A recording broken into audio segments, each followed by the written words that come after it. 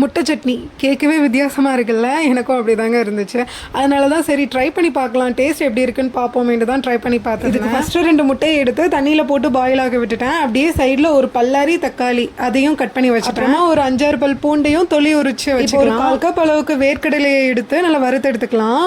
வேர்க்கடலை நல்லா ஆறினதும் அதோட தொலியை வந்துட்டு ரிமூவ் பண்ணி வச்சுக்கலாம். கடாயில் ஆயில் விட்டு நம்ம நறுக்கி வச்சிருந்த பல்லாரி தக்காளி சேர்த்து நல்லா வதக்கிக்கலாம். ரெண்டும் நல்லா வதங்கினதுக்கு 3 வத்தல், அப்புறமா ஒரு 5-6 பல் பூண்டு நம்ம உரிச்சு வச்சிருந்தோம் இல்லையா, அதையும் இது கூட சேர்த்துட்டு கொஞ்சமா மஞ்சள் பொடி, அப்புறமா தேவையான அளவு உப்பு சேர்த்துட்டு நல்லா வதக்கிட்டு இதை நல்லா ஆற விட்டுருங்க. இப்போ இது எல்லாத்தையும் மிக்ஸி ஜார்ல மாத்திட்டு நம்ம வேர்க்கடலை வறுத்து வச்சிருந்தோம்ல அதையும் சேர்த்து லாஸ்டா முட்டையும் ஆட் பண்ணிக்கலாம். முட்டை சேர்க்கிறப்ப பாத்தீங்கன்னா உள்ள இருக்கிற அந்த மஞ்சள் கருவை வந்துட்டு ரிமூவ் பண்ணிட்டு வெள்ளைக்கருவை மட்டும் நல்லா குட்டி குட்டியா கட் பண்ணி சேர்த்துக்கலாம். ஏன்னா ஹோலா சேர்த்தோம் அப்படின்னா சட்னி வந்துட்டு ரொம்ப ஒரு மாதிரி முட்டை வாடை அடிக்கிற மாதிரி இருக்கும்.